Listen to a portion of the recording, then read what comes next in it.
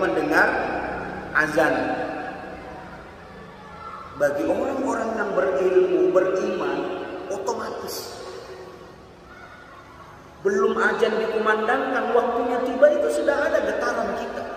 Ada sinyal yang masuk dalam jiwa kita, dalam hati kita. Oh, sebentar lagi masuk isya, sebentar lagi waktu subuh, sebentar lagi maghrib, ada getaran.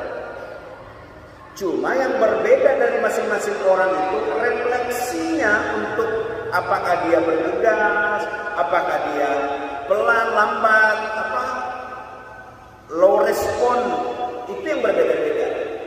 Tapi bagi orang-orang yang sudah memiliki tingkat tinggi ilmu dan kemampuannya serta beramalnya kepada Allah sudah sangat-sangat luar biasa, itu refleksinya juga akan kelihatan. Nah, majelis yang dirahmati Allah Subhanahu wa taala, semangat beramal. Jadi amal yang kita lakukan itu didasarkan ilmu yang kita miliki, sehingga apa-apa yang dia lakukan itu punya landasan, punya pondasi. Masa iya kalau kita Allahu Akbar dari takbiratul ihram sampai kita salam nanti terus kita tidak memiliki ilmu apa-apa di dalam pelaksanaan sholat ini misalnya, semangatnya itu juga beda.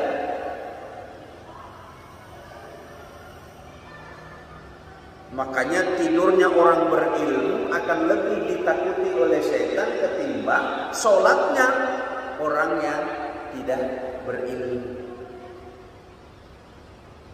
Itu apa maknanya?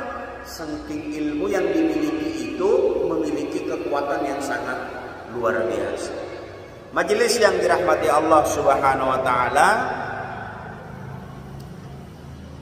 kelompok kedua ini adalah orang yang memiliki semangat dalam beramal saleh dalam kehidupannya, beribadah kepada Allah Subhanahu wa taala. Dia yakin betul dengan ilmu lalu kemudian dia beramal dengan sebagus-bagusnya karena dia yakin pertobatannya kepada Allah itu betul-betul diterima oleh Allah Subhanahu wa taala. Wasari'u ila maghfiratin min rabbikum wa jannatun arduhas samawati wal ardh. Dia yakin bahwa Allah memerintahkan kepada setiap manusia untuk menyegerakan diri bertobat kepada Allah Subhanahu wa taala, sehingga dengan ilmu yang dia miliki dia bersemangat untuk melakukan amal-amal salehnya kepada Allah Subhanahu wa taala. Nah, sehingganya memang suatu keharusan bagi kita untuk terus belajar mengkaji, karena kita ini kan nggak tahu ya kalau ada bapak-bapak atau jamaah jebolan pondok. Kalau orang-orang pondok itu kan ahlinya, kalau kita ini kan enggak. Artinya memang dia sejak sudah diformat sedemikian rupa, sehingga semangat ilmu yang dia miliki, ilmu yang dia punya itu berjalan dengan amal-amalnya sangat luar biasa. Nah, alhamdulillah, boleh jadi 30 tahun yang lalu atau 40 tahun yang lalu atau mungkin 10 tahun yang lalu atau boleh jadi baru 1 tahun lalu kita tidak pernah sujud dan rukuk kepada Allah Subhanahu wa taala, kita tidak pernah zikir dengan Allah Subhanahu wa taala, kita tidak pernah mengikuti kajian. Allah berikan hidayah kepada kita. Itu yang harus kita syukuri. Di saat-saat seperti ini ternyata Allah pilih kita untuk diberikan hidayah. Karena masih banyak orang yang usianya sudah lanjut, usianya sudah tua, tapi belum juga diberikan hidayah oleh Allah Subhanahu wa taala. Ini yang kesyukuran yang sangat luar biasa kepada kita. Tapi juga berhati-hati lagi-lagi sama dengan ilmu tadi. Kalau sudah kita memiliki ilmu, jangan menghantarkan diri kita ujub dan sombong kepada ilmu yang kita miliki. Sama juga dengan amal-amal ibadah, termasuk hidayah yang diberikan oleh Allah. Jangan muncul di dalam hati kita, alhamdulillah kita ini diberikan hidayah, kan aku. Jangan. Semuanya itu sandarkan kepada Allah Subhanahu wa taala yang sudah memilih kita untuk mendapatkan hidayah. Kalau bukan karena Allah, kita tidak akan mendapatkan hidayah. Tetapi lagi-lagi juga tidak dengan datang sendiri.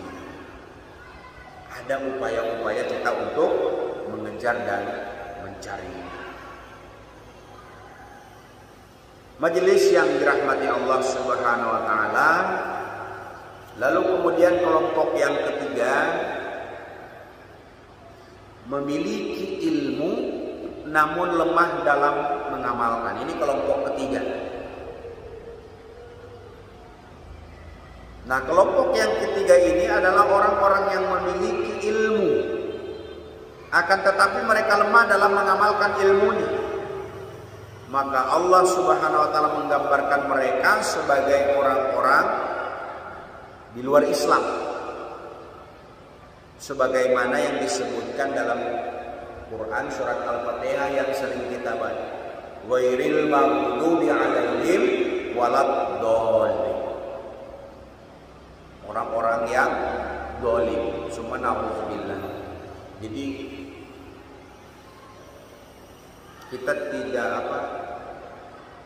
kita sering menemukan ilmu orang itu tinggi, pengetahuan agamanya bagus. Ya. Ada saja di masyarakat kita temukan seperti ini. Tapi begitu giliran amal-amal ibadahnya, karena amal ibadah ini mau tampak atau tidak pasti akan kelihatan zahirnya. Akan kelihatan zahirnya. Karena apa? Ya bagi kita laki-laki otomatis kalau dia sholat fardu, dia ke masjid, akan kelihatan zahirnya. Walaupun ini juga tantangan tersendiri buat kita. Agar apa? Agar kita berjaga-jaga setiap amal-amal ibadah kita itu jangan sampai tidak fokus kepada Allah, tetapi tertuju kepada selain Allah Subhanahu wa taala. Jadi ada orang yang lemah, ya, memiliki ilmu tapi lemah di dalam beramal. Nah, inilah orang-orang yang diberikan anugerah dari sisi ilmu, tetapi mereka lemah dalam mengamalkannya. Bahkan mereka lemah di dalam mendakwahkannya. Karena itu akan berbarengan itu. Kabura maqtan indallah an taqulu ma la taf'alun. Jadi beban orang yang menyampaikan pendakwah, kita semua yang menyampaikan kepada orang, beban tersendirinya itu diri pribadi dulu memang. Akan merasa janggal, akan merasa kaku, akan merasa sesuatu ada yang tidak pas ketika dia menyampaikan kepada orang lain, sementara dia sendiri tidak melakukannya. Dan itu sesungguhnya Allah sangat marah sekali, ya, sangat besar kemarahan Allah ketika apa yang kita anjurkan kepada orang, kasih tahu ke orang, sementara kita sendiri tidak melakukannya. Yang terakhir, tidak berilmu, tidak semangat belajar dalam beramal. Nah, ini yang seburuk-buruknya ya. Jadi kelompok keempat ini sudah tidak berilmu, tidak semangat di dalam belajar. Nah, ini yang secelaka-celakanya manusia, sudah tidak punya ilmu, tidak mau lagi belajar. Nah, kita yang hari ini punya ilmu, punya semangat, punya amal, justru harus semakin kita tingkatkan semangat kita. Kelompok keempat ini mudah-mudahan kita tidak termasuk di dalamnya. Sudahlah tidak punya ilmu, tapi tidak semangat belajar, menganggap cuek dan menganggap biasa-biasa saja. Inilah yang tidak memahami makna kehidupan sesungguhnya. Saya kira itu apa yang dapat saya sampaikan.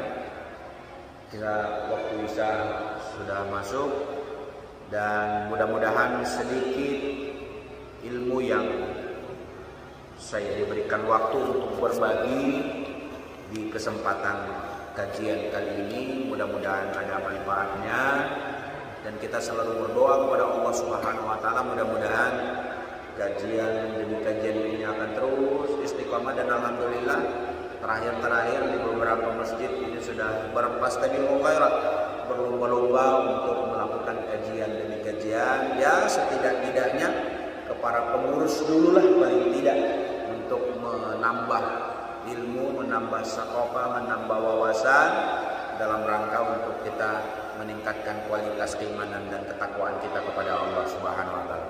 Mari kita tutup doa majelis pada kesempatan ini. Subhanakallahumma wa bihamdika asyhadu an la ilaha illa anta wastaghfiruka. Lebih kurangnya saya mohon dimaafkan. Wabillahi taufiq wal hidayah. Assalamualaikum warahmatullahi wabarakatuh.